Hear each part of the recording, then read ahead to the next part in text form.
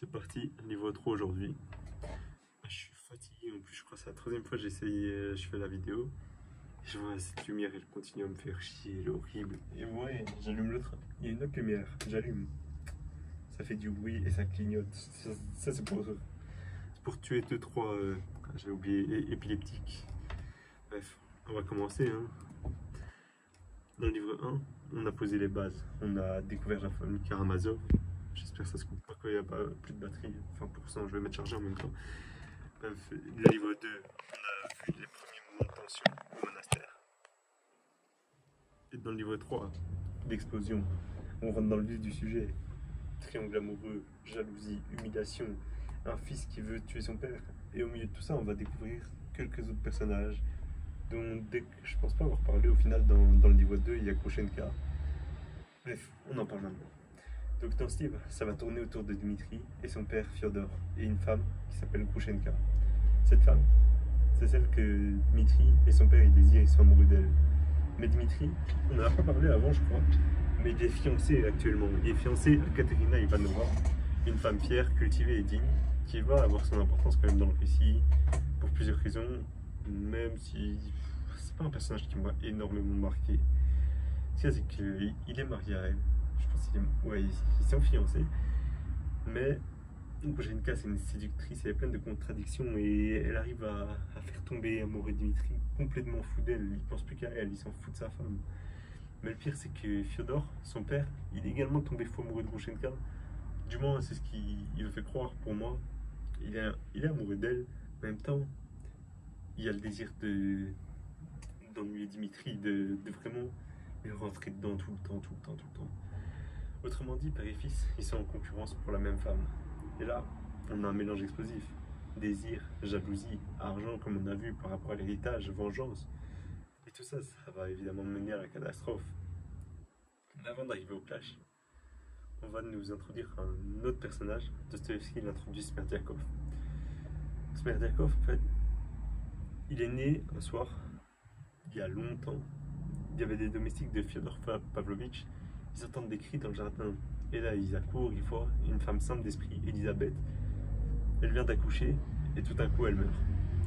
Il y a tout le monde qui sait qu'elle a été violée un soir par un ou plusieurs hommes, parmi lesquels Fyodor Pavlovitch, il en faisait partie. Du coup, on a le droit de se poser la question, est-ce que c'est lui le père? Est-ce qu'il ne serait pas le quatrième enfant illégitime de Fyodor Pavlovitch? Il ne le reconnaîtra jamais, on ne le saura jamais. Toujours est-il que l'enfant, il est recueilli par Grigory et sa femme Martha, qui sont les domestiques de Fyodor Pavlovitch. Ils l'adopteront comme un fils. Du moins, ils essaieront de lui donner de l'amour et tout ça, mais vas-y. Grigory, c'est un serviteur fidèle. Il a toujours été là, il a toujours été avec le père Fyodor Pavlovitch. Et cet enfant qui recueille, c'est donc Smerdiakov. J'ai l'impression que c'est un peu confus. Bref, aujourd'hui, il a 24 ans, il est épileptique.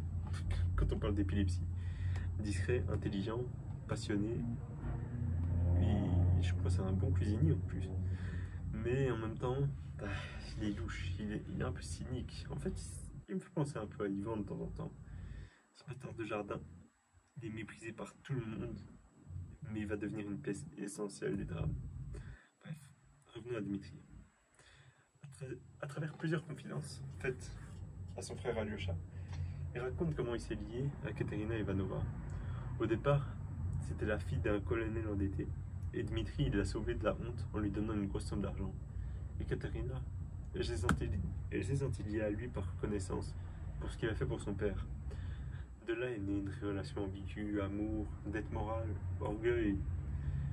Bientôt, on saura que Dmitri, il tient plus en place. Il dépense l'argent de Katerina, il court après Krushenka, il annonce qu'il veut rompre les fiançailles. C'est le portrait d'un homme consumé par ses passions et incapable de choisir entre deux femmes. À ce stade, tout le monde sait que Fyodor garde chez lui une enveloppe de 3000 roubles. Personne ne sait où, mais on sait qu'il a les 3000 roubles qui, selon Dmitri, devraient lui revenir de son héritage. Cependant, Fyodor Pavlovitch, il réserve ces 3000 roubles pour Krushenka, pour l'attirer, pour la voler à Dmitri. Et Dmitri, il sait ça, et ça la rend hors de lui, ça le met hors de lui. Smerdiakov, il le sait aussi, Ivan, il le sait. Autrement dit, l'argent, Ça devient un peu le carburant d'un conflit qui va bien au-delà d'une simple dispute amoureuse. Et là, tout qui s'accélère.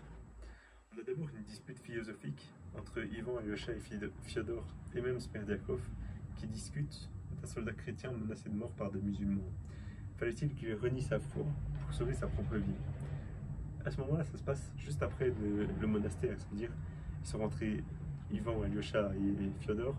Dmitri il est parti de son côté, il n'est pas là. Bref, chacun donne son avis, et on comprend que sous la discussion, il se cache des vraies questions du roman. Est-ce qu'on est vraiment prêt à se sacrifier pour ses convictions? Est-ce que Dieu existe vraiment? Puis dans une autre scène, Fyodor il discute avec ses fils, il boit du cognac, et là, il lâche des piques humiliantes sur les femmes, sa propre épouse morte et sa réputation. C'est là que Dmitri, tout à coup, il fait irruption. En fait, il pense que Kouchenka, il est dans la maison, il est persuadé qu'il est dans la maison de Fyodor Pavlovitch, il commence à rentrer, il fouille, il explose. Il s'en prend physiquement à son père. Là, on arrive à un point de non-retour dans le roman. Ivan et Alyosha, ils sont obligés de les séparer de justesse. Cette scène, c'est un peu un tournant. Pour la première fois, l'idée qu'un fils puisse tuer son père, c'est plus juste une rumeur, c'est plus juste une idée, mais c'est vraiment une possibilité concrète. On voit la rage qui animait Dmitri à ce moment-là, comment il a tabassé son père, il lui a mis des coups de pied, des coups de poing, il l'a vraiment amoché. Mais il ne l'a pas tué parce qu'il a été séparé. Fyodor lui-même, il est terrorisé, il le dit. Il a peur de Dmitri. Mais le pire dans tout ça, c'est que malgré cette attaque, malgré la violence des coups, la personne qui lui fait le plus peur dans sa famille, c'est pas Dmitri, c'est Alyosha. Enfin, je rigole, c'est Ivan. Il le voit vraiment comme quelqu'un de froid, calculateur. Il pense qu'il est en train de comploter contre lui, en fait. Bref, pendant ce temps-là, Katerina Ivanova, la fiancée de Dmitri, elle n'abandonne pas. Elle espère encore sauver Dmitri de sa passion pour Grouchenka. Elle espère toujours que Dmitri il va réellement tomber amoureux d'elle et uniquement d'elle. Mais de ce récit, il organise une scène cruelle. Katerina, elle invite Grouchenka chez elle, devant Alyosha, et elle tente de lui faire avouer qu'elle ne s'intéresse pas à Dmitri. Au début, Grouchenka, elle semble lui donner raison, puis elle se ravise, elle se vante, elle pique Katerina et fait éclater sa fierté. Encore une fois, tout ce qui se passe, ça joue sur des blessures, sur des coups à l'ego, sur des humiliations, devant tout le monde en plus, enfin tout le monde devant lui. Ouais, devant Alyosha. Et pour ajouter encore une couche, il y a la fille Lise, la jeune fille amie promise comme fiancée à Alyosha, qui envoie un billet où elle déclare son amour, elle, pour Alyosha, le plus pur des frères. Il est désormais pris dans des tourbillons de passion, lui aussi, il l'aime, mais elle est trop jeune, bref, c'est bizarre après. Voilà, Alyosha, c'est un enfant de Dieu un peu. C'est-à-dire qu'il n'est pas dans ça. Bref, voilà, si on doit retenir quelque chose, c'est l'attaque de Dmitri sur son père dans ce livre 3. On a un triangle amoureux qui vire au cauchemar, qui vire à la jalousie, à la haine, à la vengeance. On a l'apparition de Smerdiakov, qui est vraiment un personnage essentiel, ce fils de l'ombre, qui est un peu louche, mais en même temps, sinon c'est pas trop. Il a l'air intelligent, mais bizarre.